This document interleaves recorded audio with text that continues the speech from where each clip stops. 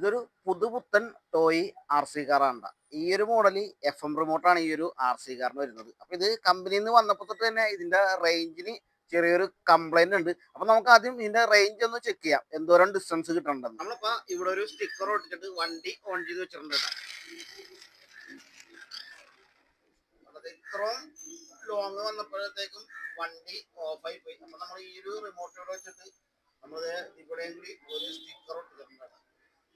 വണ്ടിയും റിമോട്ടുമായിട്ട് 1 മീറ്റർ പോലും ലോങ് ഇല്ല കേട്ടോ. നമുക്ക് വണ്ടി ഒന്ന് അയച്ചിട്ട് അതിന്റെ ഫ്രീക്വൻസി ഒന്ന് ട്യൂൺ ചെയ്തിട്ട് കുറച്ചും കൂടി ലോങ് നമുക്ക് ട്യൂൺ ചെയ്യുമ്പോൾ കിട്ടുമോ നമുക്കൊന്ന് നോക്കാം.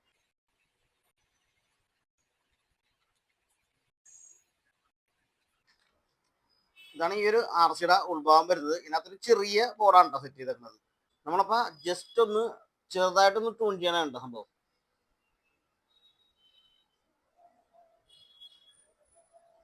നമുക്കൊന്ന് ചെക്ക് ചെയ്ത് നോക്കാം. നമ്മളിത് മാക്സിമം ട്യൂൺ ചെയ്യാറുണ്ട്. അപ്പൊ നമുക്ക് കവറൊക്കെ ഇട്ടിട്ടൊന്ന് ചെക്ക് ചെയ്ത് നോക്കാം മുമ്പത്തേക്കാളും ഡിസ്റ്റൻസ് കൂടിയിട്ടുണ്ടോ ഇല്ലെന്ന്.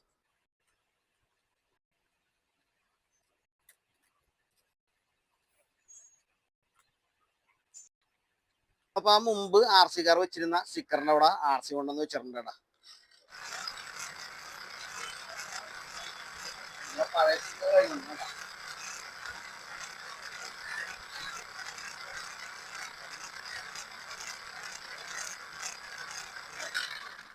നമുക്ക് ഈ ഒരു ആർ സിക്ക് ഒരു 4 മീറ്റർ റേഞ്ചോളം കിട്ടിയിട്ടുണ്ട്. മുമ്പ് നമ്മൾ ചെക്ക് ചെയ്യാൻ നിർത്തിയത് 1 മീറ്റർ പോലും കിട്ടുന്നില്ലായിരുന്നു ഇതിന്റെ ഫ്രീക്വൻസി എന്ന് പറയുന്നത്.